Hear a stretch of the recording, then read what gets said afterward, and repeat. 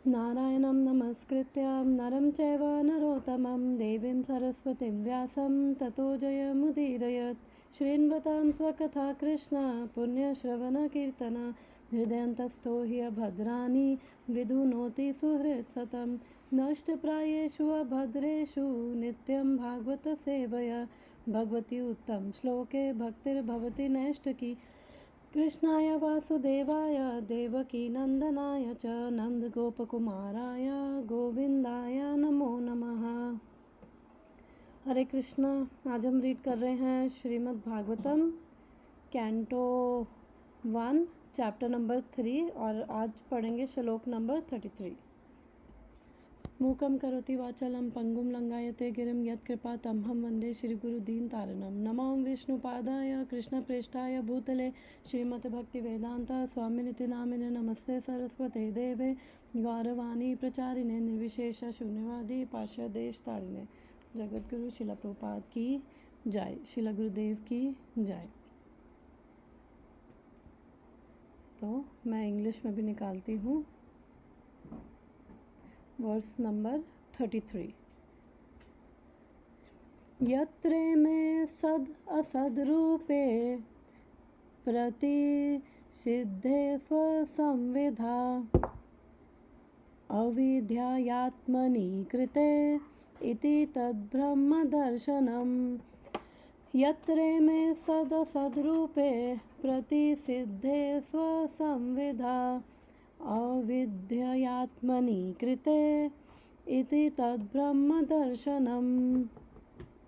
इसका मीनिंग देखते हैं, वर्ड टू वर्ड मीनिंग। यत्र जब भी, इमे इन सब में, सत असत स्थूल तथा सूक्ष्म, रूपे के रूपों में, प्रतिषिद्धे दूर हो जाने पर, स्व संविदा आत्म साक्षात्कार द्वारा, अविद्या अज्ञान से, आत्मनि आत्मा में, कृते आरोपित, इति इस प्रकार, तथा वह है ब्रह्म दर्शनम परमेश्वर के दर्शन की विधि। अनुवाद। जब कभी मनुष्य आत्म साक्षात्कार द्वारा यह अनुभव करता है कि स्थूल तथा सूक्ष्म दोनों शरीरों का शुद्ध आत्मा से कोई सरोकार नहीं, उस समय वह अपना तथा साथ ही साथ भगवान का दर्शन करता है। Whenever a person experiences by self-realization that both the gross and subtle bodies have nothing to do with pure self, at that time he sees himself as well as the Lord. तो अब इसका link क्या है पिछले versus से? तो कल हमने वर्स नंबर 32 पढ़ा था और ये वर्स नंबर 30 से नया सेक्शन स्टार्ट हुआ है, क्योंकि उससे पहले अभी तक हमने 22 सूत गोस्वामी जी ने 22 अवतारों का वर्णन किया है भगवान के, और उसके बाद उन्होंने 28 वर्स में बोला कि कृष्णस्तु भगवान स्वयं, कि उसमें से जो भगवान कृष्ण हैं वही सुप्रीम पर्सनालिटी है, वही भगवान है। He is the original personality of God head. और फिर उसके बाद हमने इसकी 29th वर्स में फलश्रुति पढ़ी थी कि जो कोई भी सुबह शाम इन अवतारों का वर्णन श्रद्धा और भक्ति के साथ करता है, वो अपनी लाइफ की सारी मिजरीज उसकी ख़त्म हो जाती हैं। तो अब यहाँ पे सूत गोस्वामी जी जो हैं, अब वो क्लियर कर रहे हैं कि आगे बढ़ने से पहले, क्योंकि लोगों के मन में एक विराट रूप की भी धारणा है, तो सूत गोस्वामी जी उसको क्लियर कर रहे हैं कि जो ये विराट रूप है वो उन लोगों के लिए है जिन लोगों को भगवान की दिव्यता समझ नहीं आती है। क्योंकि जो भगवान का रूप है, भगवान का रूप तो दिव्य है, भगवान का कोई भौतिक रूप नहीं है। लेकिन जिन लोगों का जो स्तर है केवल वो भौतिकता के स्तर पर है, केवल जड़ पदार्थ से ही उनकी चेतना उतनी ही है, जड़ पदार्थ तक है, तो फिर वो भगवान को प्रकृति के रूप में समझते हैं। जैसे सूर्य चंद्रमा को भगवान की आंखें, और उच्च लोकों को भगवान का सर, और नीचे नीचे के लोगों को भगवान के पैर, पहाड़ों को भगवान का बोन्स, और पेड़ पौधों को भगवान के रोम छिद्र। तो इस तरह से वो भगवान से रिलेट करते हैं। तो जिनकी जो चेतना है केवल भौतिक स्तर तक है। तो यहाँ पे सूत गोस्वामी क्लियर कर रहे हैं कि जो ये भौतिक रूप है, ये विश्व रूप है भगवान का, वो क्या है, काल्पनिक है। और जो भक्त हैं, भक्त कभी भी इसकी पूजा या उपासना नहीं करते, क्योंकि भक्त भगवान की दिव्यता को समझते हैं। और फिर उसके बाद हमने कल के वर्स में पढ़ा था कि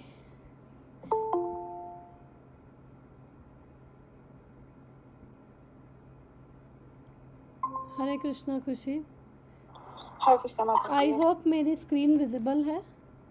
हाँ देख लिया, सॉरी मैं थोड़ा लेट हो गया कोई आज। बात नहीं।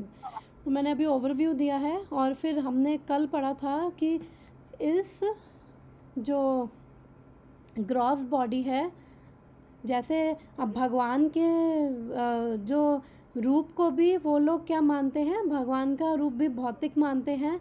और तो 32 वर्ष में हमने पढ़ा था कि ये जो भौतिक शरीर है उसके बियॉन्ड एक और सूक्ष्म शरीर है, और जिसकी कोई शेप नहीं है, जिसको कोई देख नहीं सकता, सुन नहीं सकता। और जो लिविंग, जो हम लोग जो जीव हैं, वो भी इसके बियॉन्ड है बेसिकली। तो कल हमने पढ़ा था कि जैसे ये हमारा भौतिक शरीर है और उसके अंदर एक सूक्ष्म शरीर होता है। जब आत्मा इस शरीर को छोड़ती है, भौतिक शरीर को छोड़ती है आत्मा, तो फिर वो नेक्स्ट बॉडी, जब तक वो मुक्त नहीं होती तब तक वो डिफरेंट बॉडीज़ लेती रहती है। और तो इसलिए आत्मा के साथ वो स्थूल शरीर भी जाता है। स्थूल शरीर में क्या होता है, मन, बुद्धि और अहंकार। तो वो सारी रिकॉर्डिंग जो है, हमारी पिछले सारे लाइफ टाइम्स की रिकॉर्डिंग, सारे एक्सपीरियंसेस, सारे संस्कार इस सूक्ष्म शरीर में वो आत्मा कैरी करती है। तो आज का वर्स है, आज का ये हम पढ़ चुकी हूँ अनुवाद भी, तो मैं एक बार दोबारा अनुवाद पढ़ती हूँ, फिर प्रभुपाद का तात्पर्य से हम स्टार्ट करते हैं।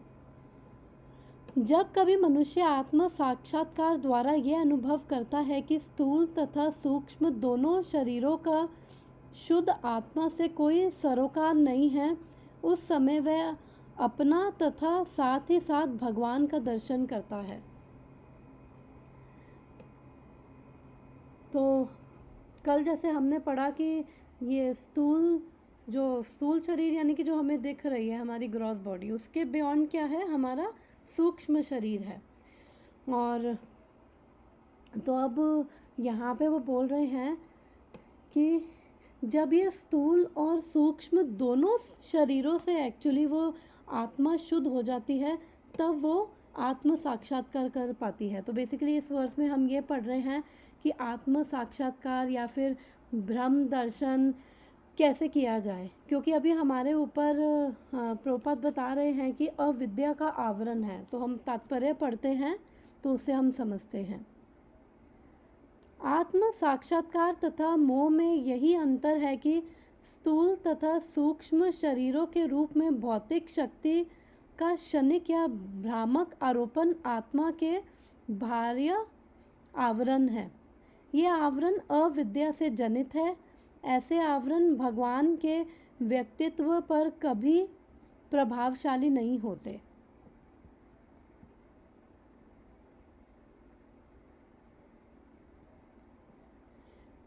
तो यहाँ पे बोल रहे हैं श्रील प्रभुपाद कि आत्म साक्षात्कार का मतलब है बेसिकली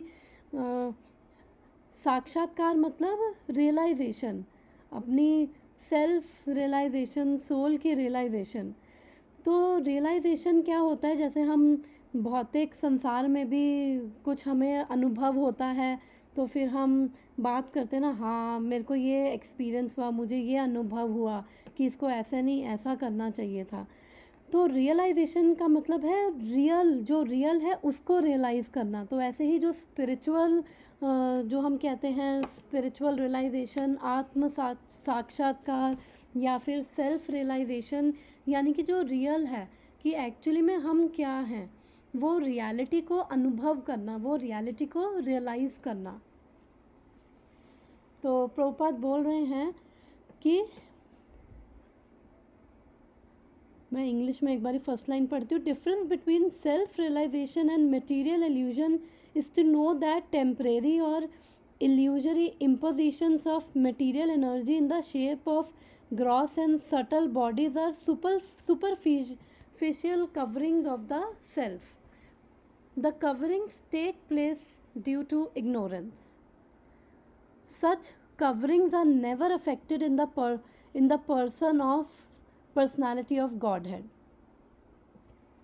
तो अब यहाँ पे क्या कह रहे हैं कि जब हमने कल भी डिस्कस किया था कि जो हमारा ये स्थूल शरीर जो दिख रहा है, वो हम बार बार इस शरीर में क्यों आ रहे हैं, चाहे वो मनुष्य का शरीर हो, चाहे वो 84 लाख योनियों में से कोई भी शरीर हो, तो हम इस शरीर में क्यों आ रहे हैं? हमारे सूक्ष्म शरीर की वजह से। और सूक्ष्म शरीर क्या है हमारा?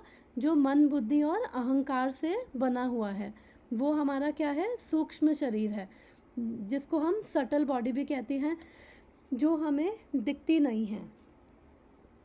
तो जितनी भी हमारी ये जो सोल है, वो जो भी बॉडी ले रहे हैं उससे अटैचमेंट फील करती है। अटैचमेंट क्यों फील करती है? बिकॉज सोल जो है ये मन, बुद्धि और अहंकार से क्या करती है, वो उसके साथ रिलेट करने लग जाती है। और जब जो सोल है इसी शरीर में मन, बुद्धि, अहंकार से रिलेट करती है, basically because of false ego के कारण और अविद्या के कारण। तो अभी हम अविद्या पे वापस आते हैं। ये इग्नोरेंस क्या है, थोड़ा सा और ये परपट पढ़ के इसको और थोड़ा डीप में समझते हैं। तो जो ये हमारे बॉडी के कवर, ये सोल की कवरिंग है, ये सटल बॉडी और ये ग्रॉस बॉडी, ये जो कवरिंग है ये किस लिए है? प्रभुपाद लिख रहे हैं ड्यू टू इग्नोरेंस। सच, ये हमने पढ़ लिया था। और ऐसी कवरिंग्स जो हैं भगवान में नहीं होती हैं। भगवान का ना स्थूल शरीर है, ना सूक्ष्म शरीर है। और हम पिछले कुछ वर्सेस में हमने पढ़ा है ये केवल भगवान पे आरोपण किया जाता है, क्योंकि जिसकी जैसी अंडरस्टैंडिंग है वो उस रूप से भगवान को समझने की कोशिश करता है। तो इसलिए जिसका जो स्तर है केवल भौतिकता तक है, तो वो भौतिक टर्म्स में ही, मटेरियल टर्म्स में ही भगवान को समझता है। इसलिए वो आरोपण कर रहा है कि भगवान का ये भौतिक शरीर है, जबकि भगवान का शरीर क्या है? सच्चिदानंद है, सनातन है, चित्तमय यानी नॉलेजेबल और आनंदमय है। Knowing this convincingly is called liberation और seeing the absolute. This means that the perfect self-realization is made possible by adaptation of godly or spiritual life. Self-realization means becoming indifferent to the needs of the gross and subtle bodies and becoming serious about the activities of the self. तो अब हम इतना discuss करते हैं और सबसे पहले इस पे आते हैं। द कवरिंग्स, जो हमारी ये सूक्ष्म शरीर और ये जो हमें बार बार शरीर मिल रहा है, तो मैंने बताया कि सूक्ष्म शरीर की वजह से है, क्योंकि पास्ट जो लाइफ टाइम्स के हमारे जितने भी संस्कार हैं, हमारे जितने भी वो एक तरह से हम कह लें इम्प्रेशंस हैं, वो हमारे सारे रिकॉर्ड हैं। और उन सटल इम्प्रेशंस की वजह से सब सूक्ष्म है। मन, बुद्धि, अहंकार जो है, हमारा अहंकार भी उसी वजह से बन रहा है। अहंकार क्या होता है? एक रियल ईगो होती है और एक फॉल्स ईगो होती है। तो जो रियल ईगो होती है, रियल ईगो का मतलब कि मैं कौन हूँ? मैं कृष्ण का दास हूँ। जीवेरा स्वरूप होए कृष्णेरा नित्य दास। भगवान भगवत गीता में भी बोलते हैं ममे वांछा जीवा लोका जीवा भूता सनातना, कि जितने भी जीव हैं, जितने भी जीव आत्माएं हैं, चाहे वो किसी भी शरीर में हैं, वो क्या है? सारे मेरे ही अंश हैं। लेकिन जब ये हम भूल जाते हैं, तो मैं इस पिक्चर पे आती हूँ।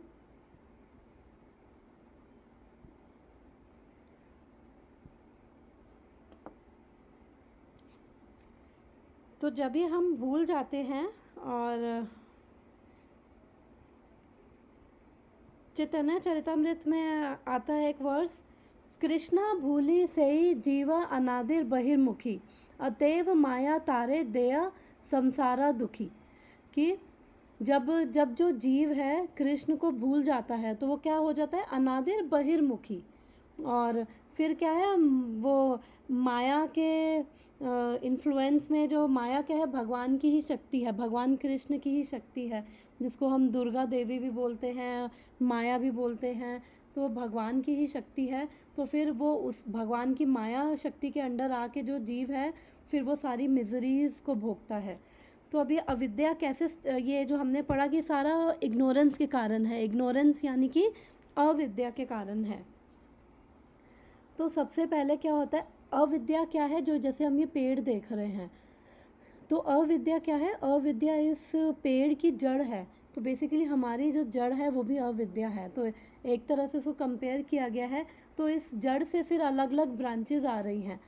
तो सबसे पहले हम जब भगवान को भूल गए हैं, तो फिर हम इस माया के अंडर आ गए, और उससे क्या होता है, अस्मिता। अस्मिता यानी कि हम जो भी शरीर लिया है उसके साथ फिर आइडेंटिफाई करने लग जाते हैं, ये आई एंड माई, यानी कि ये मेरा है। हम अपनी रियल जो हमारा स्वरूप है, कि हम भी स्पिरिचुअल हैं, हम भी सच्चिदानंदमय हैं, वो क्या होता है, कवर्ड हो जाता है। और उसकी वजह से फिर जो भी शरीर में है, मान लो कि मनुष्य शरीर है, और फिर जो भी हमें उपाधि है, जो भी हमारी डेजिग्नेशन है, और जो भी हमारी बॉडीली चीज़ें हैं, हम उसी से अटैच हो जाते हैं।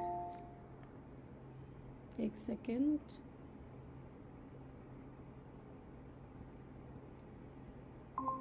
हरे कृष्ण माता जी। हरे कृष्ण। तो हम 33 वर्स पढ़ रहे हैं, और प्रभुपाद लिखते हैं कि जो ये स्थूल और सूक्ष्म शरीर की कवरिंग है, हम क्या डिस्कस करें मैं वो बता रही हूँ, कि जो स्थूल और सूक्ष्म शरीर की जो कवरिंग है वो अविद्या के कारण है, इग्नोरेंस के कारण है। तो इग्नोरेंस क्या है, वो जड़ है इस ट्री की। फिर उसके बाद अस्मिता आती है। अस्मिता यानी कि अटैचमेंट, की जो भी हमने, जो जिस भी शरीर में है, फिर हम बॉडी से रिलेटेड चीज़ों के अंदर एब्जॉर्ब हो जाते हैं, और जो भी बॉडी से रिलेटेड चीज़ें हैं हम उसी से अटैच हो जाते हैं। तो यहाँ से हमारा वो फॉल्स ईगो स्टार्ट हो जाता है, आई एंड माई स्टार्ट हो जाता है। और क्योंकि हम रियल अपनी जो आइडेंटिटी है वो हम भूल जाते हैं कि हम भी स्पिरिचुअल हैं, भगवान के दास हैं। फिर नेक्स्ट आता है, नेक्स्ट उसकी ब्रांच है रागा।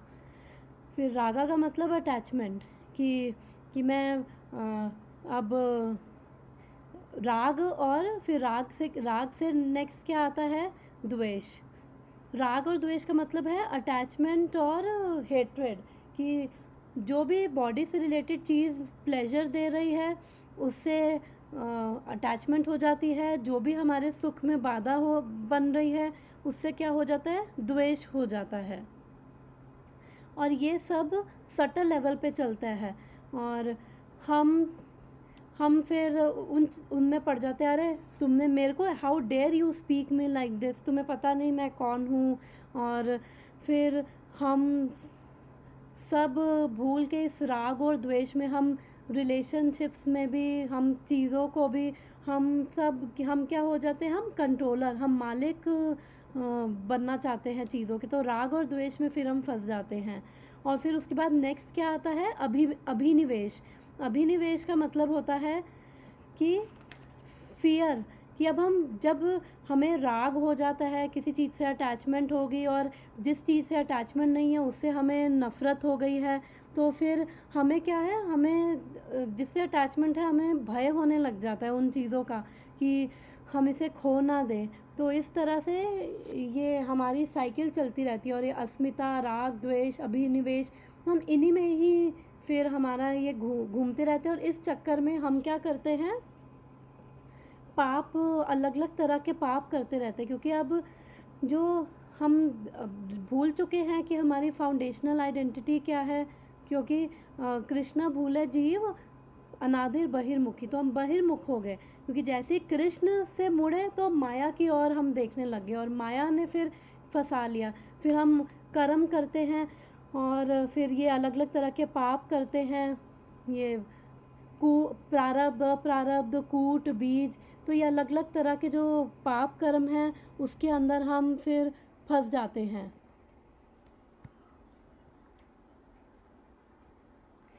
और फिर प्रभुपाद लिखते हैं वर्स में कि और इस चक्कर में जो हमारे जो काफ़ी पाप कर्म है हम संचित करते जाते हैं life time after life times, क्योंकि अभी हमारी जो सूक्ष्म शरीर है वो हमारा चलता जा रहा है। जैसे ही ये जो ये स्थूल शरीर है, जब ये स्थूल शरीर जब ये ख़त्म हो जाता है तो जो आत्मा होती है वो सूक्ष्म शरीर के साथ अगले शरीर में प्रवेश कर जाती है। और बिकॉज हम लोगों को, तो यहाँ पे प्रभुपाद लिख रहे हैं, by ignorance self interest is calculated in terms of gross and subtle bodies and therefore a whole set of activities is spoiled life after life. तो इसी अविद्या के कारण क्या होता है, हम अपना जो हमें सेल्फ इंटरेस्ट है, हमारा सेल्फ इंटरेस्ट क्या बन जाता है, हम लोग वैसे तो हम जीवेरा स्वरूप होए कृष्णेरा नित्य दास, हम तो भगवान के नित्य दास है, पर कोई भी दास नहीं बनना चाहते हैं। हम क्या बनना चाहते हैं, हम मालिक बनना चाहते हैं, कंट्रोलर बनना चाहते हैं। वाई? बिकॉज ऑफ हमारी अटैचमेंट्स, अविद्या के कारण ये अस्मिता, राग, द्वेष, फिर उसके अंदर अभिनिवेश, वो डर, चीज़ों को खोने का डर, फिर वो सारी अटैचमेंट, तो हम कंट्रोलर बनना चाहते हैं और हम चीज़ों को कंट्रोल करना चाहते हैं उस भय के कारण। तो हमें लगता है कि, और हमें ये भी ये भी बड़े कन्विंस हो जाते हैं, हम अपनी डर को हम अपने जितने भी डर हैं हम उसको बचाना शुरू कर देते हैं। और इसलिए हमारी जो भी एक्टिविटीज़ होती हैं वो क्या होती है, हमारी फिर से माइंड लेवल पे वो एक्टिविटीज़, जो भी हमारी बॉडीली लेवल पे अटैचमेंट, इन्हीं सब चीज़ों से हमारी अगली एक्टिविटीज़ बनती है और उसमें उसकी वजह से पाप कर्मों में हम फंसने लग जाते हैं। तो इसलिए प्रभुपाद कह रहे हैं कि सारी एक्टिविटीज़ क्या होती हैं, they are spoiled life after life. फिर यहाँ पे प्रभुपाद लिखते हैं सेल्फ रियलाइजेशन, अभी हम ये सेल्फ रियलाइजेशन का पढ़ा था कि self realisation is made possible by adaptation of godly और spiritual life. Self realisation becomes indifferent, self realisation means becoming indifferent to the needs of gross and subtle bodies and becoming serious about the activities of the self. तो जो ये प्रभुपाद बोल रहे हैं self realisation की, वो जो रियल में हम हैं उसको रियलाइज़ करना, वो है सेल्फ रियलाइजेशन। बिकॉज अभी बॉडी से अटैच हैं, हमें अटैचमेंट होता है, और अटैचमेंट क्यों होता है, क्योंकि ये सूक्ष्म शरीर से अटैचमेंट हो जाती है आत्मा को, मन बुद्धि अहंकार से। हम इस फॉल्स ईगो की वजह से हम बेसिकली आइडेंटिफाई करने लग जाते हैं। और फिर बिकॉज जब भी यमदूत आते हैं तो वो क्या करते हैं, वो सबसे पहले इस जो खींचते हैं अंदर से, सूक्ष्म शरीर पे फंदा डालते हैं।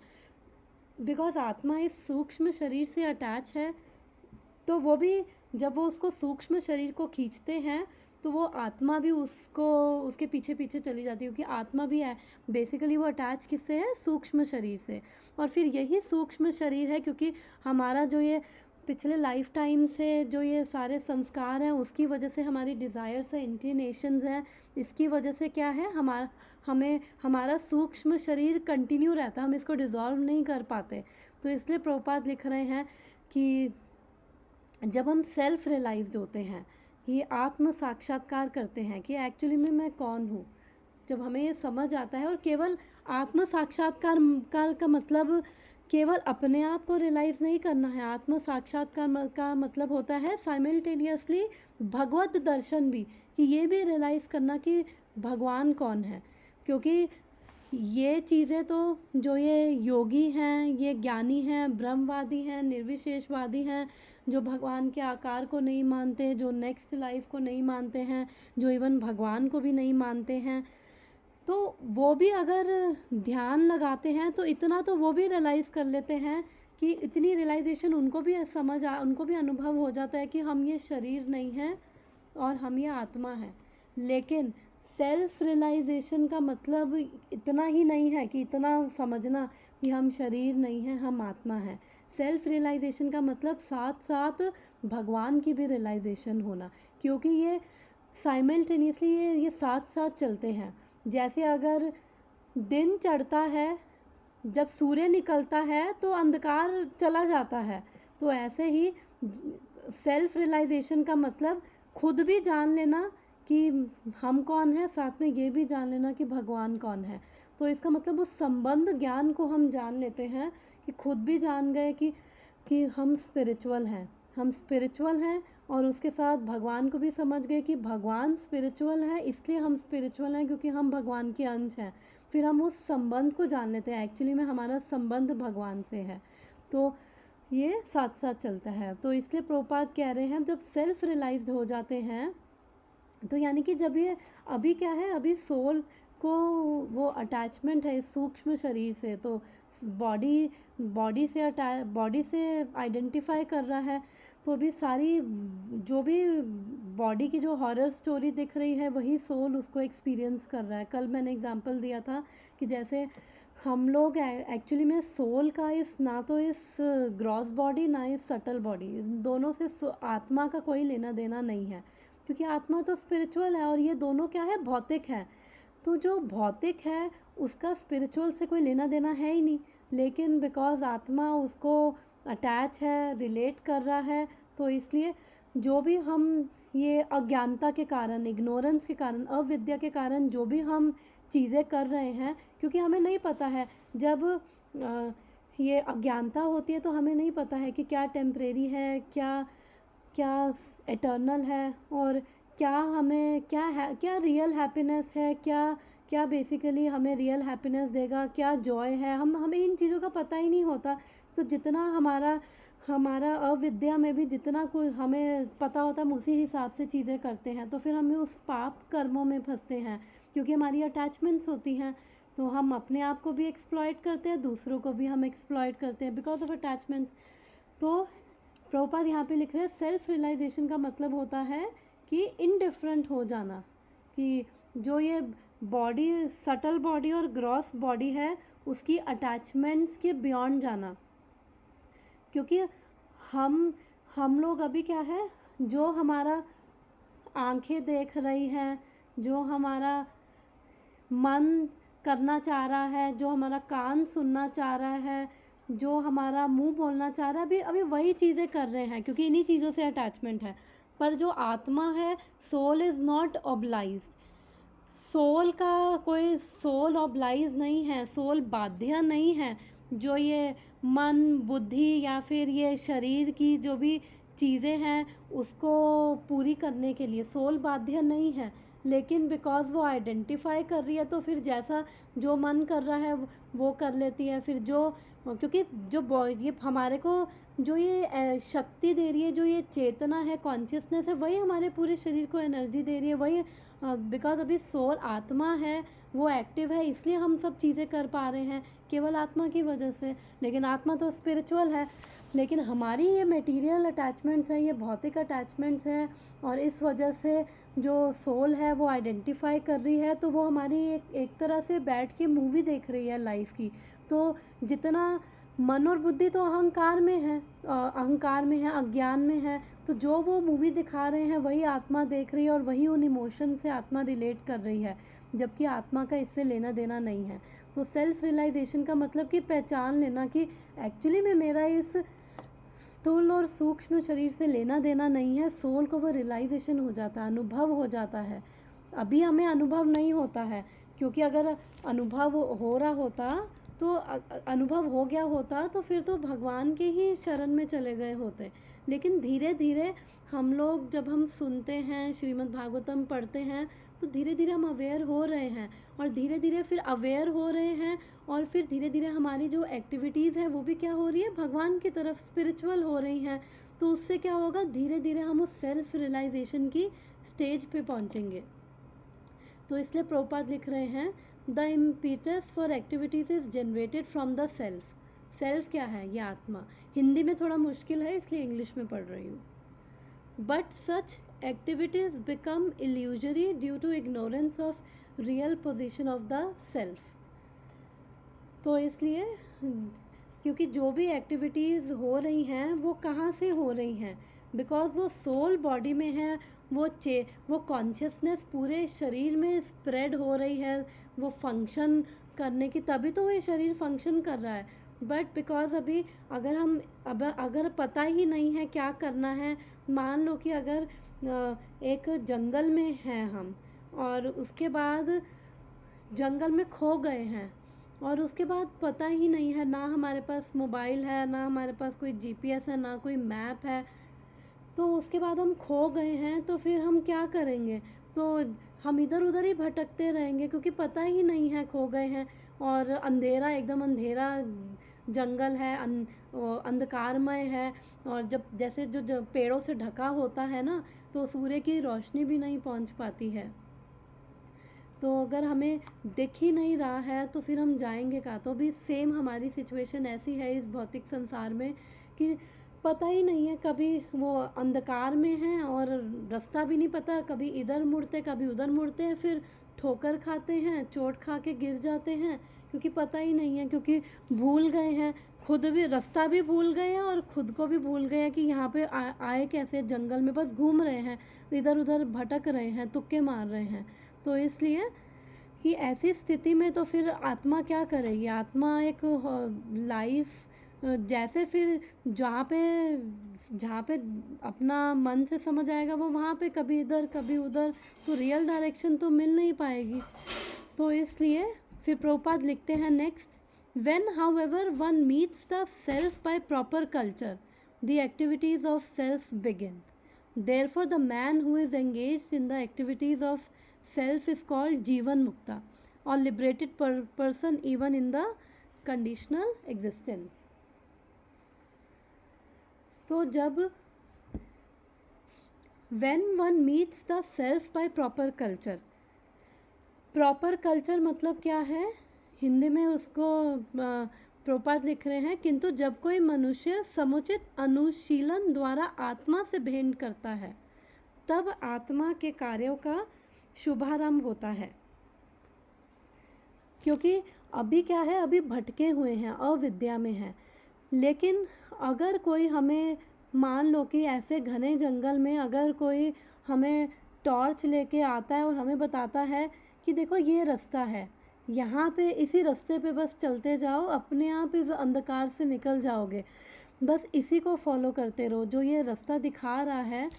तो ऐसे ही जब हम गुरु या भक्तों के संग में आते हैं और उसके बाद हम जब भक्ति की एक्टिविटीज़ को हम करते हैं, तो भक्ति की गुरु क्या है, हमें रास्ता दिखा रहे हैं। तो ये शास्त्र, गुरु, साधु और शास्त्र, वो क्या है, हमें वो टॉर्च लेके वो हमें वो रास्ता दिखा रहे हैं, ये है रास्ता। इस अदरवाइज़ तो इस जंगल में घूमते रहोगे और घूमते घूमते मर जाओगे, लेकिन इस जंगल से बाहर नहीं निकल पाओगे। तो इसलिए जब हम भक्ति की उन एक्टिविटीज़ को करते हैं, भगवान का नाम जाप, हरे कृष्णा कृष्ण कृष्ण हरे हरे, हरे रामा राम राम हरे हरे, क्योंकि अभी क्या है, सोल को अटैचमेंट है, तो वो अटैचमेंट्स कैसे, अटैचमेंट ख़त्म नहीं होती हैं। हम एक जगह से अपनी अटैचमेंट दूसरी जगह पर हम फिक्स कर सकते हैं, तो अटैचमेंट कभी ख़त्म नहीं होंगी। बस हमें अपनी अटैचमेंट्स को एक जगह से, जो ये टेम्परेरी है, टेम्परेरी से हमें परमानेंट की तरफ लेके जाना है। तो जब हम भगवान के नाम का जाप, भगवान के बारे में श्रवण करते हैं, भगवान का स्मरण करते हैं, भगवान का प्रसाद खाते हैं, और जो नवदा भक्ति है हम उसमें लगते हैं, भक्ति की एक्टिविटीज़ में लगते हैं, तो इसका मतलब हम उस दिखाए गए रास्ते पर हम धीरे धीरे चल रहे हैं। तो बस हमें उस रास्ते पे चलते रहना है केवल। तो चलेंगे कैसे? जब तक हम भगवान के बारे में श्रवण नहीं करेंगे, जब तक हम सुनेंगे नहीं कि यही रास्ता है ना, यही रास्ता ठीक है, जब तक हमें समझ नहीं आएगा, हमें फेथ नहीं होगा कि जो ये रास्ता दिखाया जा रहा है वो ठीक है और इसी रास्ते से पे चल के हम यहाँ से निकल पाएंगे।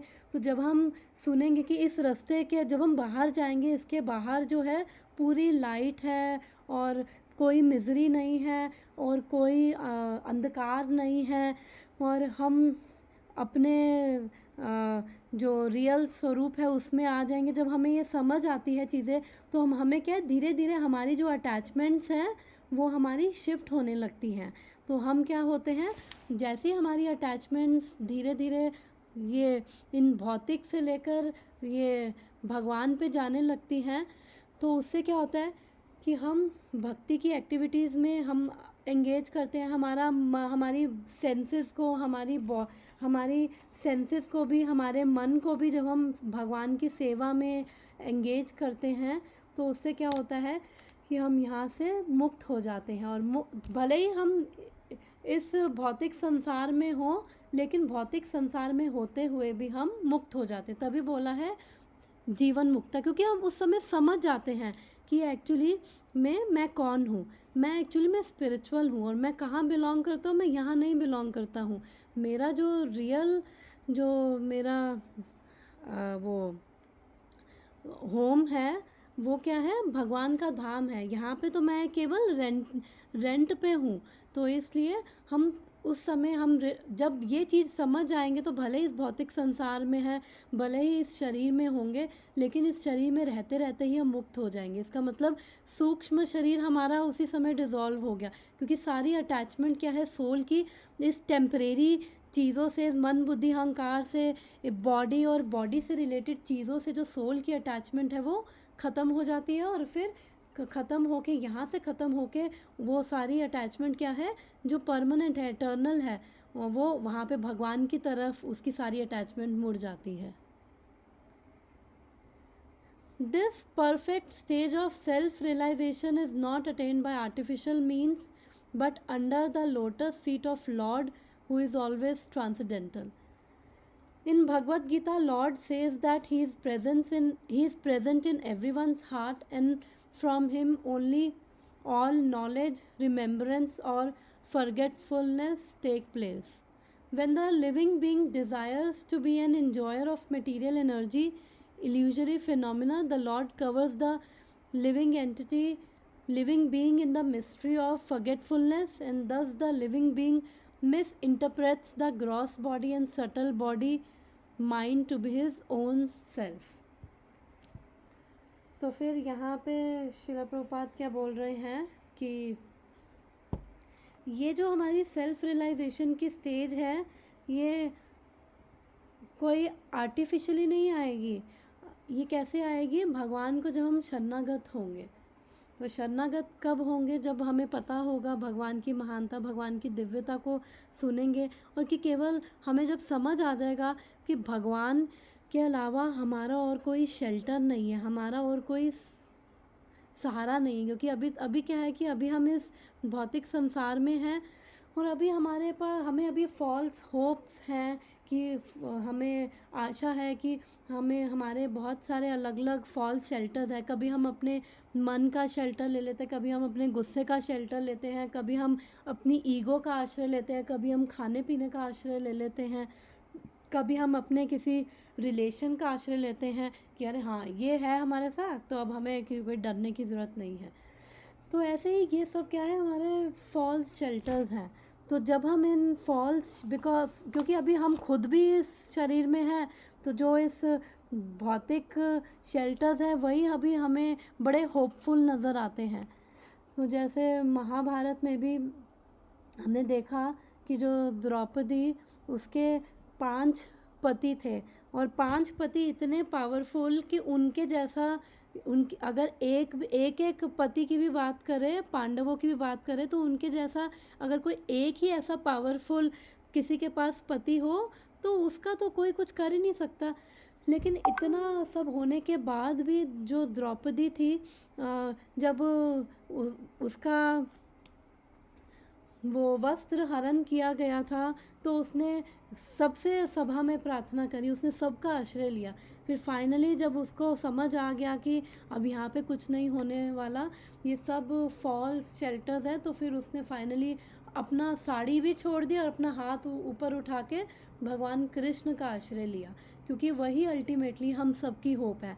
तो हम सब भी द्रौपदी ही हैं, और हम सबका भी ऐसा ही चीर हरण बार बार ये इस भौतिक संसार में होता रह रहा है, और उससे भी बुरा हमारा हो रहा है, बट फिर भी हमने इन फॉल्स शेल्टर्स को अभी तक पकड़ा हुआ है।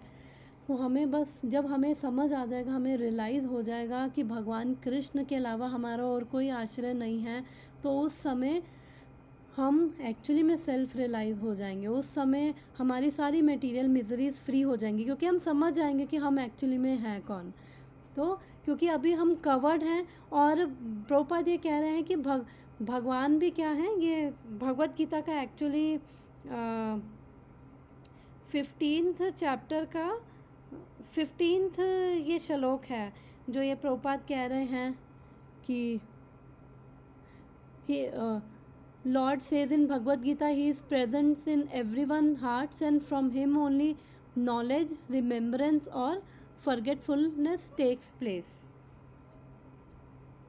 तो भगवान से ही ये आ रही है हमें ये श्लोक आता है कि सर्वस्य चाहम हृदय सन्निविष्टो, आगे क्या था, 15.15 है, सर्वस्य चाहम हृदय सन्निविष्टो मत स्मृतिर ज्ञानम अपोहनम च, मुझे याद नहीं आ रहा अभी।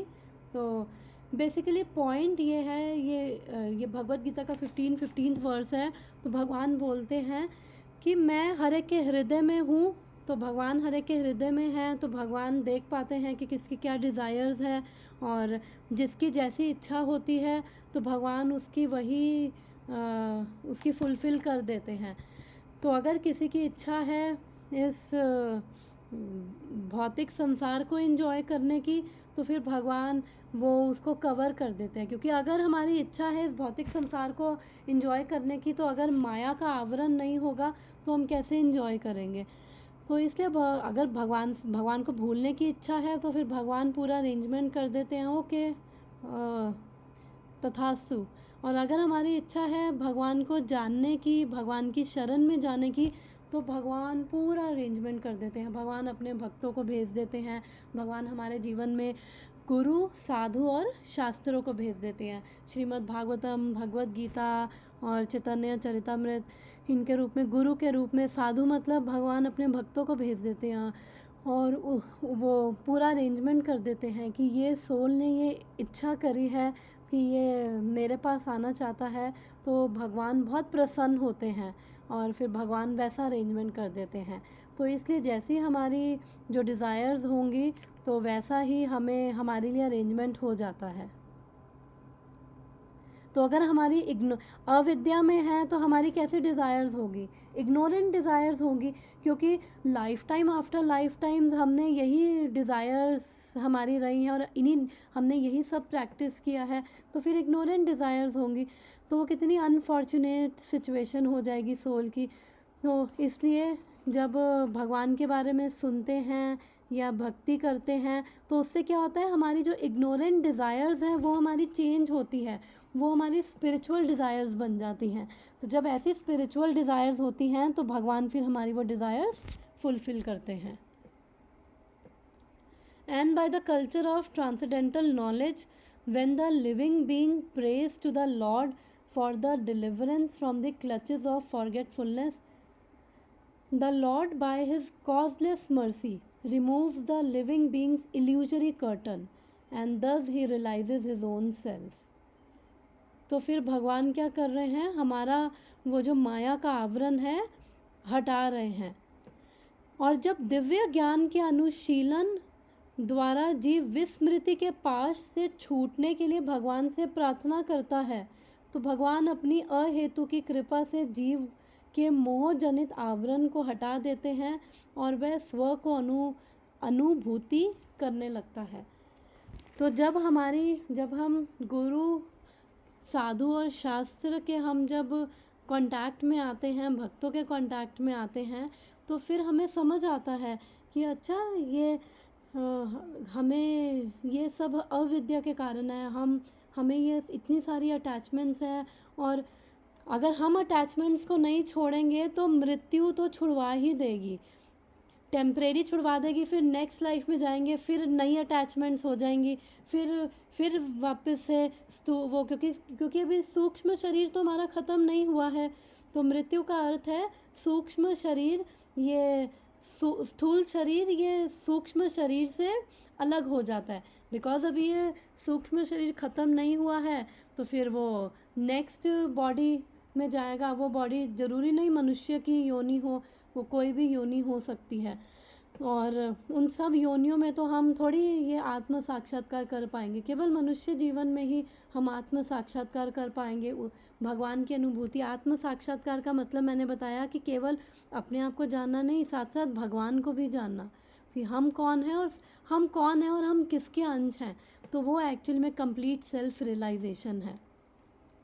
तो जब हमारी ऐसी इग्नोरेंट डिज़ायर्स हैं, जब हमारी वो स्पिरिचुअल डिज़ायर्स में बदल जाती है, तो तभी तो जीव प्रार्थना करेगा, क्योंकि जब तक हम भागवतम नहीं सुन रहे तो हमें फ़र्क ही नहीं पड़ता कि जब हम भक्ति में नहीं आए थे और हमें भागवतम के बारे में पता ही नहीं था, तो हमें फ़र्क पड़ता था अगर हमें कोई बोले, और इवन हमें ये भी पता कब चला है कि हम शरीर नहीं हम आत्मा, कब पता चला है कि जब हम इस्कॉन में आए हैं, शिला प्रभुपाद की इस मूवमेंट से जुड़े हैं, तब हमें ज्ञान हुआ है अच्छा ये एक बहुत बड़ी रेवोल्यूशनरी चीज़ थी हमारे लिए, क्योंकि उससे पहले आत्मा का क्या मतलब हमें समझ आता था। जब कोई आत्मा की बात होती थी तो ऐसा लगता था कोई भूत है, प्रेत है, क्योंकि हॉरर मूवीज़ में जैसे दिखाया जाता है ना, आत्मा है, कोई डरावनी भूत प्रेत, वही रिलेट कर पाते थे। तो मुझे भी यही समझ आता था, आत्मा यानी भयानक कोई भूत प्रेत होगा। लेकिन जब हम आए यहाँ पे भक्ति में आए तो तब समझ आया सब आत्मा है एक्चुअली, वो सब जीव हैं, और जो भी जीव हैं वो सब आत्मा है, और आत्मा के ऊपर ये शरीर की कवरिंग है। तो जब ऐसी हमारी जो अविद्या के कारण जो हमारी इग्नोरेंट डिज़ायर्स हो जाती हैं, वो हमारी इच्छाएं क्या हैं, वो जो हमारी इच्छाएं भगवान की कृपा से, भक्तों की कृपा से भक्ति में आकर वो हमारी जब स्पिरिचुअल इच्छाएं होती हैं, तभी जाकर जीव प्रार्थना करता है भगवान से।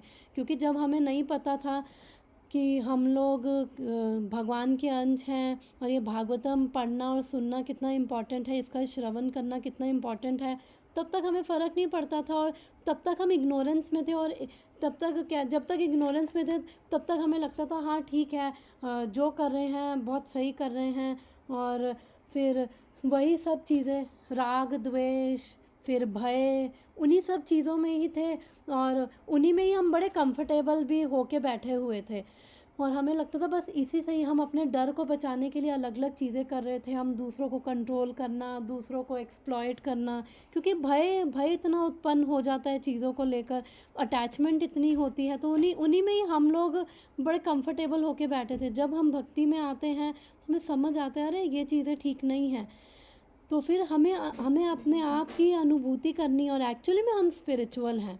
तो ये शरीर जो है ये भौतिक है, इवन सूक्ष्म शरीर और स्थूल शरीर, मन बुद्धि अहंकार, ये भी भौतिक है, तो ये भौतिक से आत्मा का कोई लेना देना है ही नहीं है।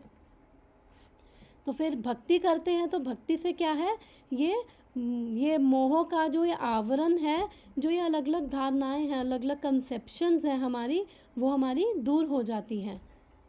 जो हमने कल पढ़ा था ना कि जो ये आत्मा है, जैसे हवा जो है जहाँ पे भी जाती है, अगर हवा फूल के ऊपर से गुजरती है तो वो एक सुगंधित वो फ्रेगनेंस को कैरी करती है, अगर वो कूड़े के ऊपर से निकलेगी तो वो गंदी वायु, गंदी सुगंध को, गंदी वो उसको कैरी करेगी।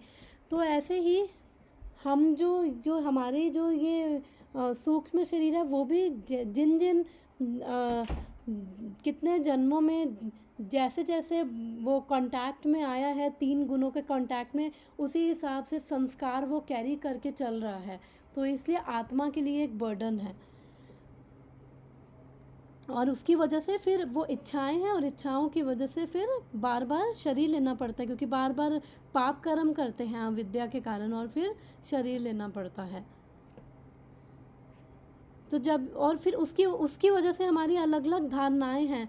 कोई कहता है कि जो जैसे बुद्धिज़्म में कहते हैं कि भगवान क्या है, कि भगवान को कोई भगवान नाम की चीज़ नहीं है, कोई कंट्रोलर नहीं है, बस निर्वाण को प्राप्त करना है। निर्वाण क्या है कि डिज़ायरलेस स्टेट। जितना मुझे बुद्धिज़्म समझ आता है, निर्वाण यानी कि आप डिज़ायरलेस हो जाओ। डिज़ायरलेस यानी कि सारी इच्छाएं ख़त्म कर दो। तो सेकंड चैप्टर भगवत गीता में वो बोलते हैं कि डिज़ायर्स नहीं ख़त्म होगी, हमारी जो डिज़ायर्स हैं वो हमारी केवल प्यूरिफाई हो सकती है, हमारी इच्छाएं नहीं ख़त्म हो सकती, क्योंकि हमारा नेचर है ये। इच्छाएं तो रहेंगी, लेकिन जब हमारी जो इच्छाएं हैं भौतिक से, जो वो इग्नोरेंट इच्छाएं हैं, वो स्पिरिचुअलाइज हो जाएंगी। वो सारी इच्छाएं भगवान को हम जब डवटेल कर देंगे, तो तब हमारी सारी वो स्पिरिचुअल इच्छाएं हो जाएंगी। तब हम लोग अनुभव कर लेंगे, क्योंकि वो सारी भगवान के लिए हो जाएंगी इच्छाएं। तभी हम अनुभव कर पाएंगे, और हमारी जो अटैचमेंट्स हैं फिर वो इस भौतिक शरीर और भौतिक चीज़ों से की तरफ हमारी इंक्लिनेशंस नहीं होंगी। फिर वह बद्ध जीवन से छूटकर अपने शाश्वत वैधानिक स्थिति में स्वयं को भगवान की सेवा में लगा लेता है। यह सब भगवान की बहिरंगा शक्ति के द्वारा या साक्षात अंतरंगा शक्ति के द्वारा संपन्न किया जाता है। ही एंगेजेस हिम, जब वो पता चल जाएगा उसको अपना स्वरूप कि आई एम स्पिरिचुअल, वो अनुभव करेगा, वो रियलाइज़ करेगा जो मैं रियल सेल्फ हूँ, मैं उसको रियलाइज़ कर लूँगी। तो उसके बाद मुझे समझ आ गया मैं कौन हूँ। तो जब मुझे पता चल जाता है मैं कौन हूँ, तो फिर मैं अपनी उस रियल जो मेरी आइडेंटिटी है मैं उसी से एक्ट करूँगी कि मैं भगवान का दास हूँ, मैं भगवान की दास हूँ और भगवान का ही अंश हूँ। तो भगवान के ही रिलेशन में एक्ट करूँगी ना। तो इसका मतलब कि मेरा जो प्रेम है वो अब इस स्टेज पे आके वो भगवान के प्रति जागृत हो चुका है। मेरी अटैचमेंट केवल भगवान के प्रति हो चुकी है, क्योंकि मुझे समझ आ गया इस भौतिक से, ना इस भौतिक स्थूल शरीर से, ना सूक्ष्म शरीर से मेरा कोई लेना देना नहीं है। फिर जो भी अगर मन कहेगा, बुद्धि कहेगी, तो फिर वो आत्मा क्या है, इनडिफरेंट हो जाती है उसको। और फिर इवन मन और बुद्धि भी क्या हो जाते हैं, वो भी जो उनकी भी जो डिज़ायर्स होती हैं, मन और बुद्धि भी वो स्पिरिचुअल उसमें हो जाते हैं, वो भी इग्नोरेंट, फिर उनकी भी इच्छाएं इग्नोरेंट नहीं होती। बुद्धि हमारी स्ट्रांग हो जाती है शास्त्रों के द्वारा। हमारी जब ज्ञान उसे मिलता है तो बुद्धि एक स्ट्रांग पोजीशन में आ जाती है, और फिर वो मन को और इंद्रियों को कंट्रोल करने की स्थिति में आ जाती है। अदरवाइज़ अभी बुद्धि सबसे ऊपर है, फिर उससे नीचे मन है, मन से नीचे इंद्रियां हैं, और बुद्धि से भी ऊपर आत्मा है। जब आत्मा अपने आप को समझ जाएगी तो वो बुद्धि को कंट्रोल करेगी, फिर बुद्धि मन को, मन इंद्रियों को। तो हमारा लाइफ क्या है, रेगुलेटेड हो जाती है, फिर इधर उधर हमारी इंक्लिनेशंस नहीं होती हैं। इस तरह से हम इस भौतिक शरीर में रहते हुए भी आत्मा क्या है, मुक्त हो जाती है। मुक्त का मतलब है कि उसने रियलाइज़ कर लिया मैं कौन हूँ, वो मेरा संबंध क्या है भगवान के साथ, और अब वो पूरी वो क्वालिफाइड है भगवान के धाम जाने के लिए।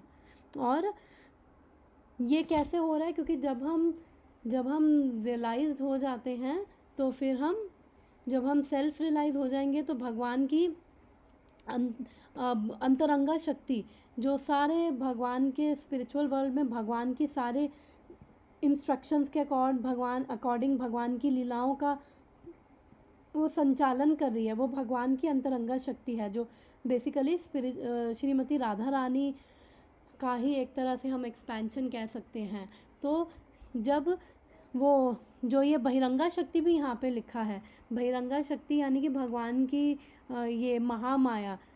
तो जब ये माया देवी है, जब वो देखेगी कि अभी माया देवी तब तक परेशान करती है, वो टेस्ट लेती रहेगी, ये सोल अभी सिंसियर नहीं है, तुम भगवान के पास जाने लायक नहीं हो, तो वो क्या करेगी, कभी कभी तो बहुत मिजरी दे देगी, बहुत परेशानियाँ, और कभी कभी जब वो देखेगी परेशानियों से भी ये विचलित नहीं हो रहा, फिर वो उसको बड़े प्रलोभन दे देंगी, देखो तुम बहुत महान हो, बहुत प्रेज, और तुम इतने महान भक्त बन गए, लोग बड़े फॉलोअर्स आ गए, लोग पीछे पीछे आ रहे हैं, लोग रिस्पेक्ट कर रहे हैं, तुम्हारी ग्लोरीज गा रहे हैं, और देखेगी जीवात्मा को इससे भी फ़र्क नहीं पड़ रहा, तो फिर वो कहेगी अब मैं और तू रिश्तेदार हो गए, क्योंकि मैं भी भगवान की सेवा कर रही हूँ, तुम भी भगवान की सेवा करो, तुम्हें इससे फ़र्क नहीं पड़ रहा, तो वो भी हेल्प करने लग जाती है। बहिरंगा शक्ति का जो वो हेल्प स्टार्ट हो जाती है, उसका जो इन्फ्लुएंस है वो भक्तों पे तो कभी पड़ ही नहीं सकता है।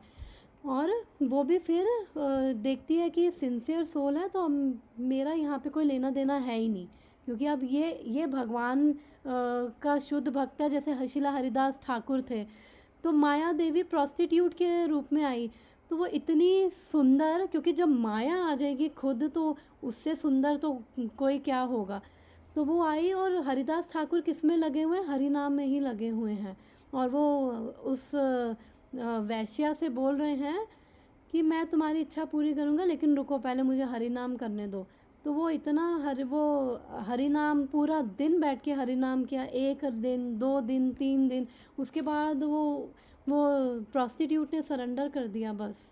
अब वो नाम सुन के वो शुद्धि आ गई, और अब मैं भी, आप मेरे को अपनी शरण में ले लो, आप मेरे गुरु बन जाओ। तो मतलब ऐसे ऐसे भक्त होते हैं, उनको फ़र्क नहीं पड़ता है, क्योंकि उनको वो हायर स्पिरिचुअल एक्सपीरियंस मिल गया है। माता जी से हम ये भी समझ सकते हैं ना कि श्रवणम भी कितना स्ट्रांग वो है।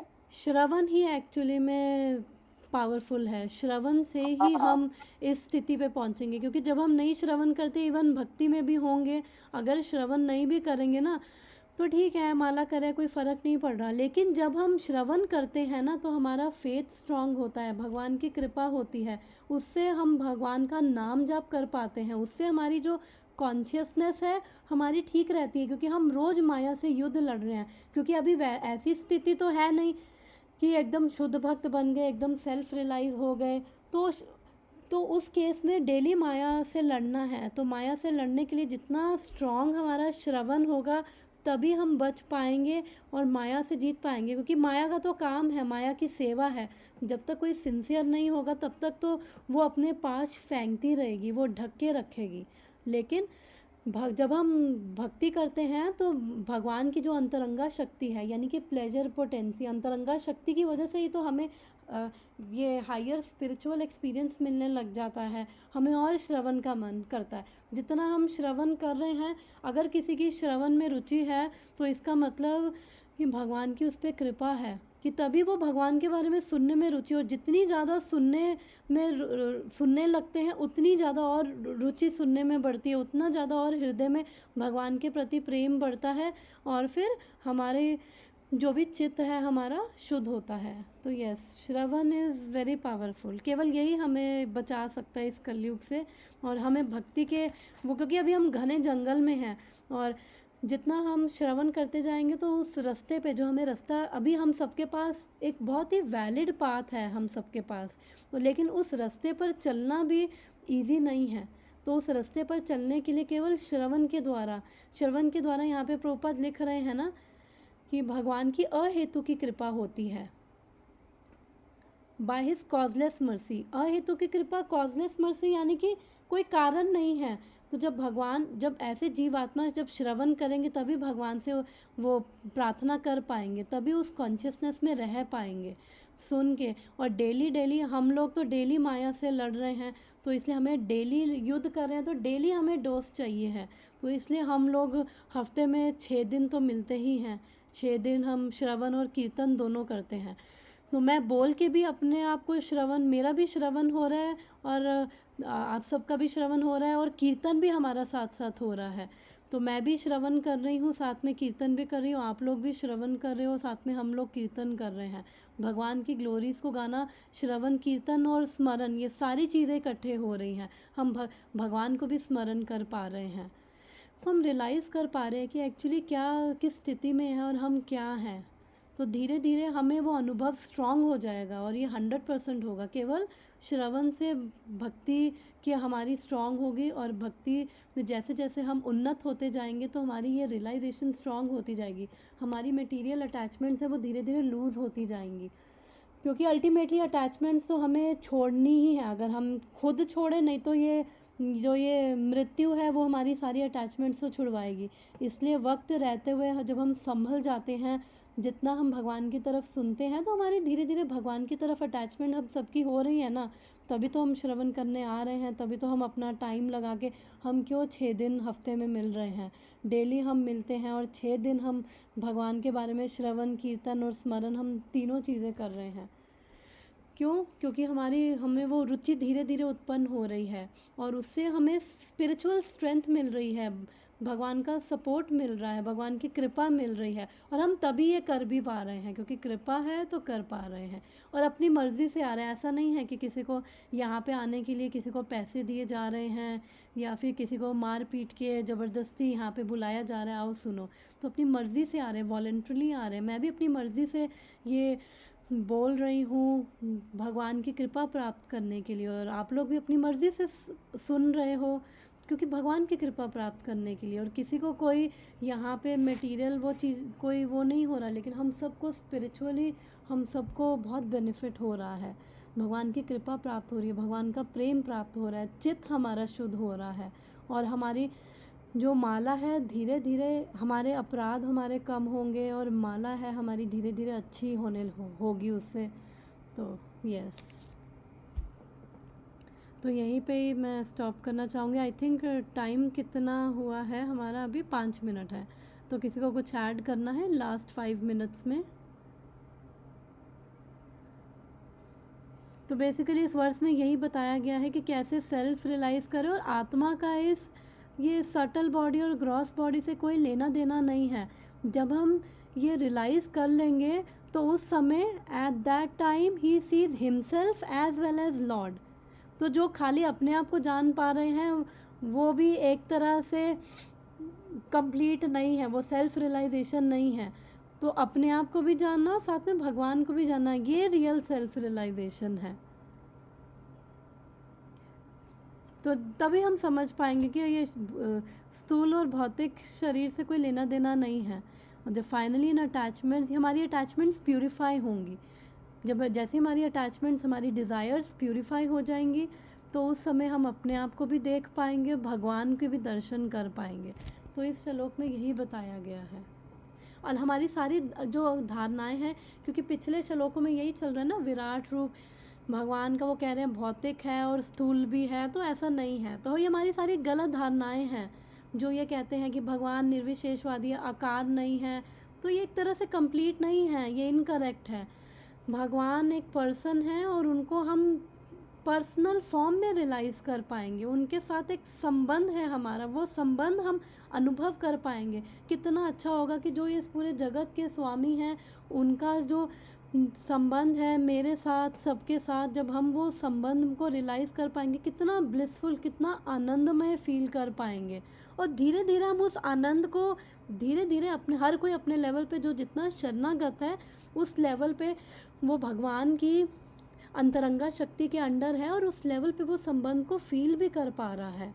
और जो ज़्यादा रियलाइज़ है वो उसको अपना पूरा संबंध भगवान से फील कर पा रहा है, वो उस आनंद को फील कर पा रहा है। इन सारी डिस्टर्बेंसेस में रहते हुए भी वो डिस्टर्ब नहीं हो रहा है। तो आई थिंक मैं यहीं पे स्टॉप करूँगी। अगर कुछ ऐड करना है या कुछ डिस्कशन।